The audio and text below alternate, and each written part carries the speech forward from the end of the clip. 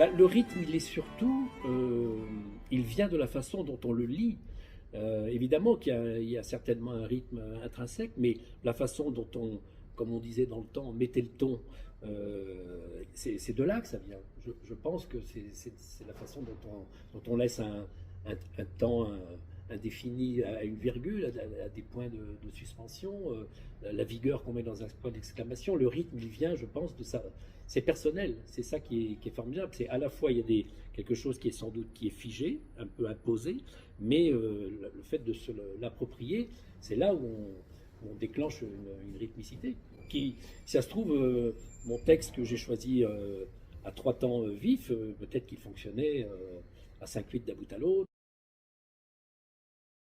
Personnage de Molière, bon, il faut éviter les gens ridicules ou avec des défauts trop marqués. J'allais dire, il faut choisir les amoureux, voilà, les Valères. La nouveauté pour moi, c'était le quatuor à cordes, on va dire. Le fait que ce soit spécifiquement pour quatuor à cordes. Évidemment, j'avais déjà mis des cordes dans des compositions, mais là, c'était presque comme un retour à des fondamentaux. Il a été à la fois simple et difficile. J'ai pris la première qui m'est tombée sous la main, donc le bourgeois gentilhomme. Et là, à la fin donc, de cette pièce, il y a deux chansons à boire. Euh, et puis tout de suite, la rythmicité m'est apparue. Et ça m'a paru un choix évident. Et donc je me suis dit, ben voilà, j'ai le temps, je m'y prends suffisamment à l'avance, je vais essayer de trouver une deuxième idée.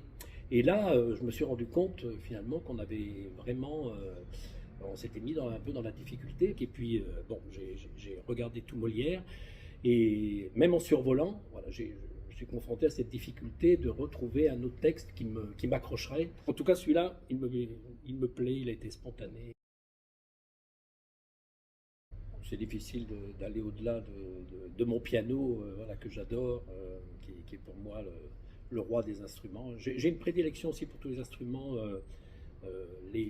avec le mot basse derrière, genre clarinette basse, ça c'est des choses que j'adore.